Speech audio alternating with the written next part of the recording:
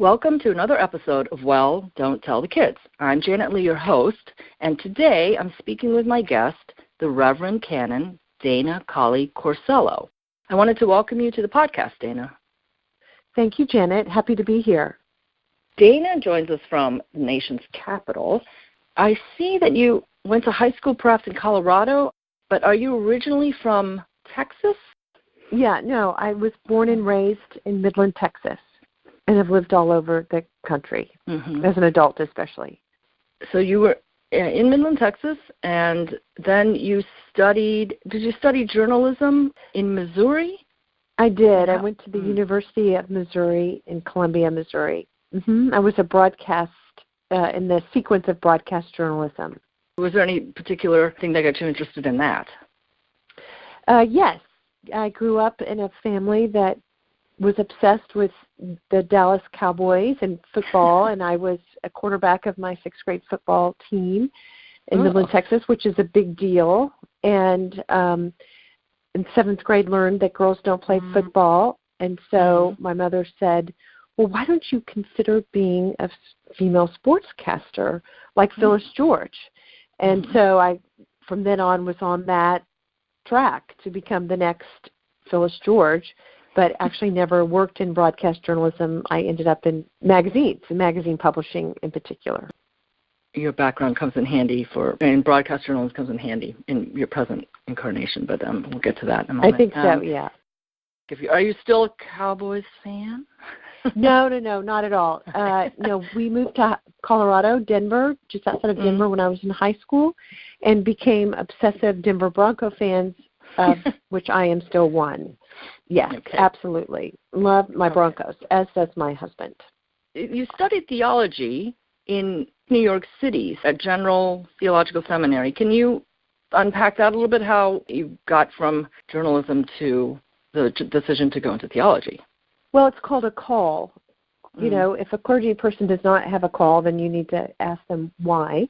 So I had two different specific kind of God moments where I was called to the church, even though I didn't grow up in an organized religion or a household that practiced regular church attendance. I grew up in a Christian household, but my parents did not go to church. As a matter of fact, they shunned it because they grew up in very fundamentalist households and backgrounds in Texas. And so I was sort of on my own and came to the Episcopal Church through ACOA programs, Adult Children of Alcoholics. My father was a raging alcoholic. And there I was able to find a God of my own understanding. And from then on as an adult, sort of was always searching, because I was one of the only girls in Midland, Texas who grew up without an Easter dress. And the joke now is I say, wow, you should see me on Easter. So throughout my journalism career, I ended up working in New York City in magazine publishing. I thought I would inherit a magazine called Texas Monthly, but I ended up moving to New York to work for Spin magazine. And the whole time just have this ache about the church. But in the Episcopal Church, you don't say that, you have a call to be a preacher, because we're more sacramental. And it sounds very arrogant. But while I was in New York working in magazine publishing, I was dating some guy who said to me, if God could present you with a platter with what your dream would be, if money were no option, time were no option, if there were no obstacles to fulfilling your dream, what would that be? And just out of my mouth, I said, well, I'd be a preacher. And then I couldn't take it back. I started on the next journey of figuring out what going to seminary meant, and which was a very long journey. It was almost 6 years before I was ordained. But I did enroll that next August at the General Theological Seminary in New York City to pursue just a Master's of Theology, but I ended up getting a Master's of Divinity and was ordained.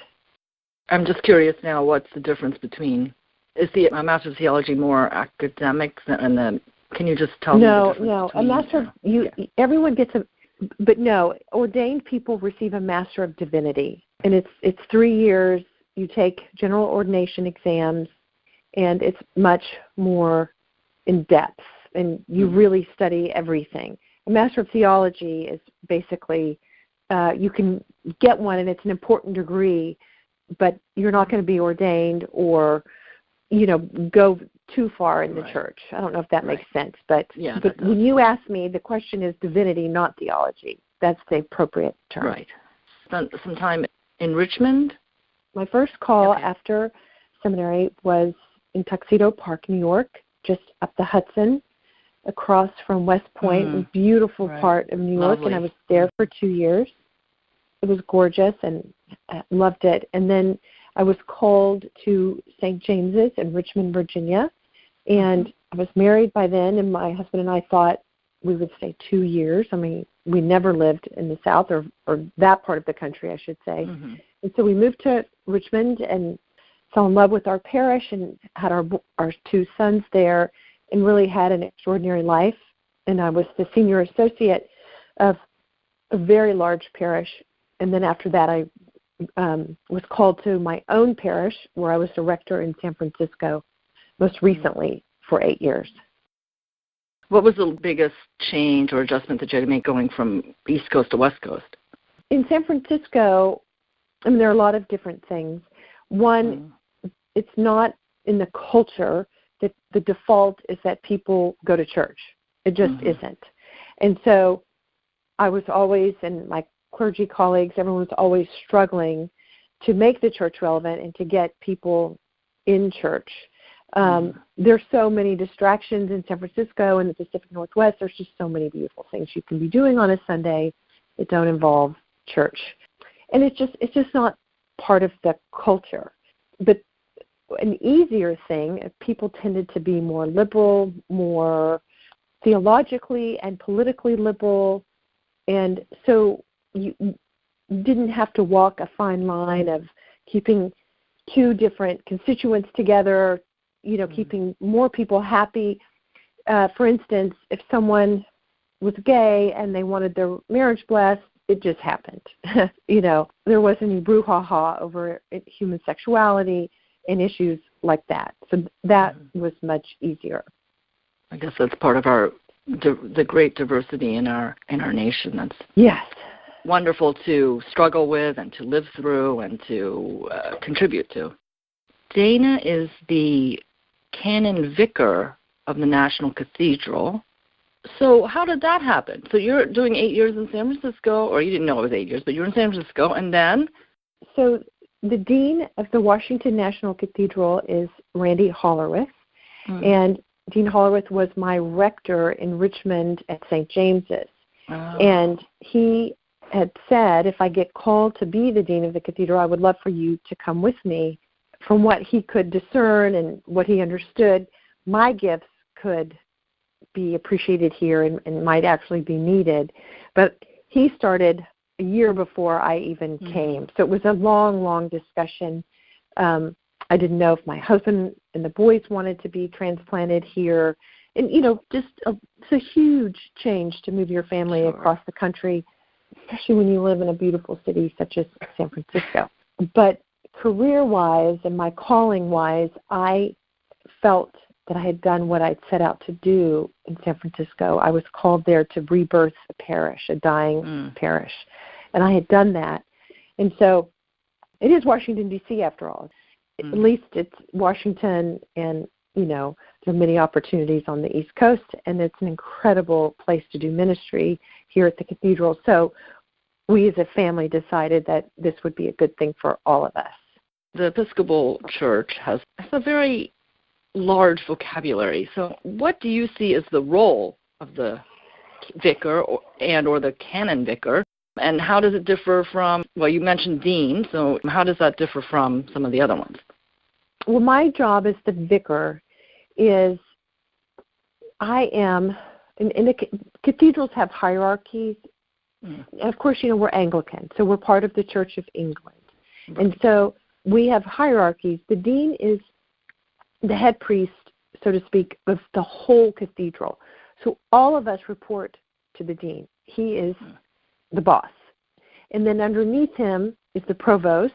And in our position here, Jan Cope is the provost, and she happens to be ordained. But she is responsible for development and raising money and sort of kind of our ambassador. Mm-hmm. And then there's the vicar. And we have a congregation within the cathedral, and I am their chief pastor. I think of it this way. I am the rector of a church within a cathedral, a huge cathedral. And so I have a lot of people to look after and take care of, over 1,000 people or more, and who consider that the National Cathedral is their church home. And a canon is an honorary title. I was installed. I have a stall in our great choir. It's a cathedral honorific, which doesn't get bestowed upon everybody, but I was blessed to have that. So it's part of my title. And can you just briefly touch on why the cathedral is called the cathedral? So now I'm sort of pointing back to bishop. So in the Episcopal churches or the Anglican Communion, we have an order. We have bishops, priests, and deacons. The bishop is a person who is elected by the clergy and lay people of a diocese. And so in the United States, there are hundreds of dioceses, and each one has a bishop, and they all report to the presiding bishop of the Episcopal Church. And then there's the Archbishop of Canterbury in England, and he is the head of the Anglican Communion, and we'd like to say he's the first among equals, the Archbishop of Canterbury. But in the United States, there's the presiding bishop, Michael Curry, and then under him are all these diocesan bishops. And ours, her name is Marianne Buddy, and her seat is the Washington National Cathedral. She actually works here on our close and is obviously part of our community. But she is in charge of all of the priests of this diocese, of the Diocese of Washington, and some of its territory goes into Maryland, and then the lay people. So she is our spiritual leader. We look to her for most everything, and she's an incredible woman, an incredible bishop. She's very creative and just really lovely, and I've enjoyed getting to know her and learning from her. I hope that explains what that is. Yes, it does. Thank you very much. Okay. There's a lot of change and uncertainty in our present day stemming from all kinds of societal and political things. What do you see from where you sit as some of the most important or an emphasis that you would like to thinking about focusing on to strengthen our communities that, there's so much divisiveness? No, that is a very important question. We have people who walk through our doors every single day, and they are hurting. They are in so much pain, and they need some kind of solace, some sort of sacred space that's not their home, it's not their office, it's not the shopping mall, a place where people gather, where people can be in a beautiful, clean, safe, a place where the divine can actually be felt and experienced, where they're challenged, during a sermon, their brain is stimulated, but also their hearts may be healed. And I think that the church and this National Cathedral being where it is in Washington, we see people of both parties, Democrats and Republicans, and I can tell you, everyone hurts. And so we never know who's going to come through that door. And so pastorally, we have to be really open and sensitive to people. One Sunday, a month ago or so, in between the services, a woman came up to me crying. Her mother-in-law was dying, and she said, I don't believe in God, but my mother-in-law does.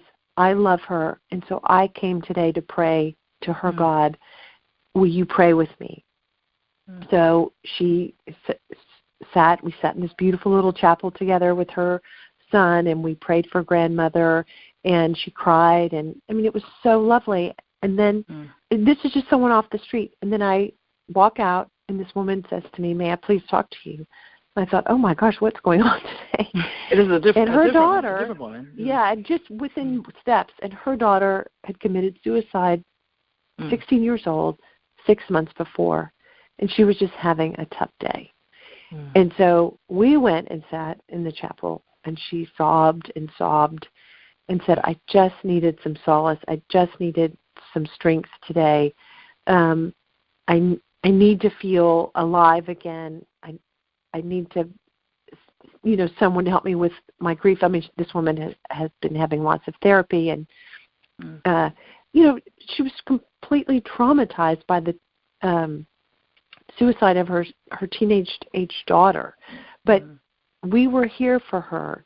And whenever we preach a sermon that might be a little pointed in one way or the other, which we've all done, especially me, I have a rule that I go by, which is whatever I'm preaching and saying, I have to be able to look at someone who won't agree with my premise or, my point of view, whether it's about gun violence or just the craziness or some of the immoral things that happens within this political administration.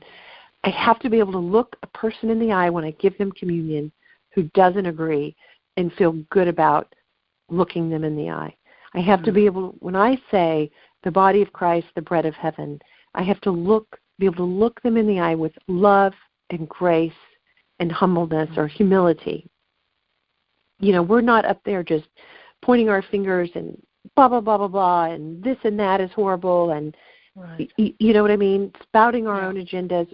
We don't do that. We have to do everything with true graciousness and love on our hearts, but we also have to speak truth to power, and we just have to speak truth. We have to follow the way of Christ and what Jesus would want us to do, and we are a moral lodestar for this nation. We have to be, but we can't hurt people in the process. So I think that's what I'm trying to say. People come to us for all sorts of reasons, to be challenged, to be loved, to be healed, to be nurtured, to find community, to laugh. We want people to be inspired and to laugh and to have fun here too. So it's a big job, and it takes a lot of emotional energy and creativity, but there's no better place to do it either. Well, thank you for sharing that.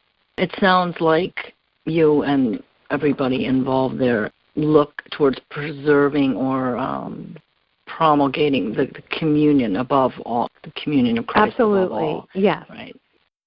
You gave us a rundown a little bit about the different roles of the different offices there. And Episcopal is sometimes characterized or called a high church. I'm just wondering, you probably know the numbers better than I do, about ups and downs of mainstream Protestant denomination changes. And I'm wondering if you have any thoughts or work about keeping the Episcopal Church or keeping the church, organized religion, relevant, or maybe that's something that is going through a paradigm change. Well, I don't know if it's going through a paradigm change. Well, let me just back up and explain. Sure. The Episcopal Church is not necessarily known as a high church. Parts of it are. So as I see and how I see it and how I like to explain it, we're known as the Big Tent Church, where we have very high Anglo-Catholic liturgies, the way people worship, very high, the smells and the bells. And then we have churches around the country which are snake belly low, which barely have candles on the altar. There's no incense, no bells. I mean, you would think you were just in some very mainline or Pentecostal, very Protestant kind of church. So we're big that way. We have different expressions of our worship. And in that big tent, we also have different expressions of people. So we may have very conservative people theologically, politically, financially, and we may have very liberal or progressive people on the other end of the spectrum, theologically, spiritually, the whole politically, the whole bit, right? And the reason why the Episcopal Church is in the news all the time or people know of it is because we challenge, things are changing. Our theology is such that we're never going to tell someone exactly what to believe. I kind of can really exist in the gray. We want you to figure it out for yourself. We lay it all out. Sometimes people think of Anglicanism as loving God with one's mind, and that I think is very true. And our job is to also help people to love God and one another with their hearts and their souls. We're not just the heady, up here religion. We need to get down and deep and be part of the Jesus movement, which is maybe the paradigm shift that you're referring to. Our presiding bishop, Michael Curry, he wants us to get back to Jesus and get back to basics. When I say we're not going to tell people what to believe, I mean, obviously there are some absolutes. We believe in the resurrection of Jesus and those kind of things. But the Episcopal Church allows for reason. Our theology, going back to our Anglican heritage, we believe in this thing called the three-legged stool: tradition, scripture, and reason. Tradition goes all the way back to the apostles and Jesus, and that's where that high church comes from. That's some of our Roman Catholic and Orthodox heritage. In Scripture, we believe in the authority of the Old and New Testaments. The reason is we believe that God gave you a heart, mind, and soul to read and study, and that the experience of life, the evolution of this world and life, we can interpret all of that based on our own intellect, based on our own experience, based on what life is telling us. And that doesn't mean that we throw the baby out with the bathwater, but what it means is I, as a woman, could be ordained. It means that two human beings who love each other of the same gender can get married in the church, and it could be blessed. Do you see? It means that the Holy Spirit lives and breathes within us, and that the canonization of the Bible didn't stop 1,500 years ago. It means that God is still alive. And so I think when we can embrace that, then the church is not or will not be irrelevant.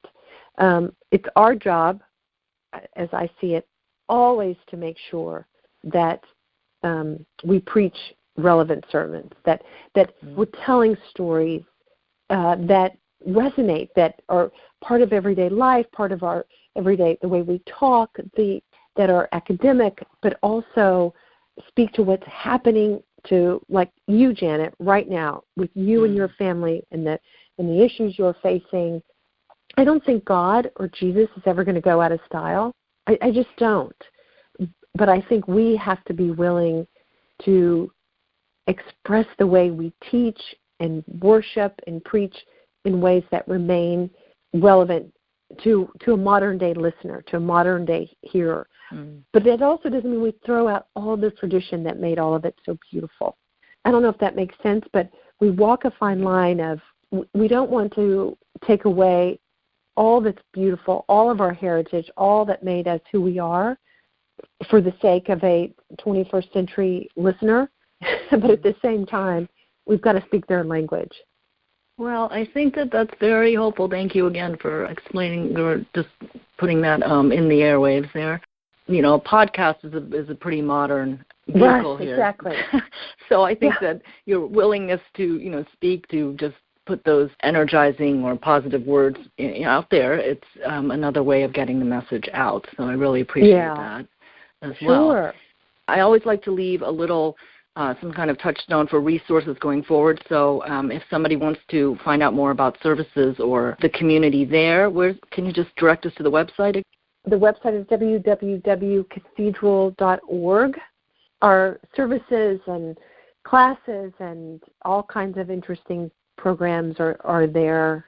Yeah, no, we'd love for people to visit. We'd love for people to tour, and most importantly, we'd love for people to worship. And people can come in, and obviously it doesn't cost anything to worship at the National Cathedral, so many services during the day. So we hope people will say that they want to come and worship, and they'll being let in, and hopefully they can be touched.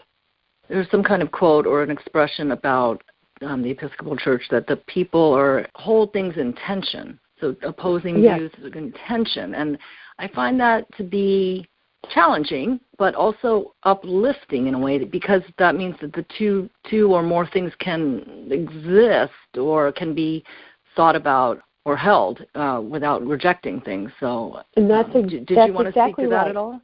Yeah, no, that you were exactly right, and that's what I was trying to say. The reason why I love the Episcopal Church, and I came to it as an adult, is because it let me use my own mind to try to figure things out. I mean, I had my own issues with religion. The tension that we hold, or the tensions of everyone. We're not a fundamentalist religion where we say drinking alcohol is a sin and you should not drink alcohol. Well, no. Jesus drank alcohol everywhere he went. He was even called a drunkard in the Gospel of Matthew. Abusing your body and one another with alcohol is the sin, okay? So we're not a black and white religion where this is the way it is and this is the way it's not. And people struggle with that. That is why so many of those huge mega churches, more evangelical churches, it's a very black, white, right, wrong, good, bad dichotomy. We hold in tension different points of view, different experiences. That's what I mean. We're a big tent, and we try to hold people with opposing viewpoints about everything together as one. And it's hard. It's difficult, because that's what I mean. We can live in this gray, if that makes sense. And I'm very comfortable in gray. Well, I wanted to thank you for taking the time to speak with us today and for all of your insights and conversation. Once again, Dana is the Canon Vicar at the National Cathedral, so if you have pastoral or parish needs, then she's exactly a kind person to reach out to. Thank you very much. Of course, it was my privilege. I wish you a beautiful weekend. The season of Easter. Yeah, exactly. Yeah. Happy Easter. Yeah. That's exactly right. Thank you. Thank you. Thank you all for listening. Once again, my guest has been the Reverend Canon Dana Corsello. I'm Janet Lee. So please stay tuned for more episodes of Well, Don't Tell the Kids.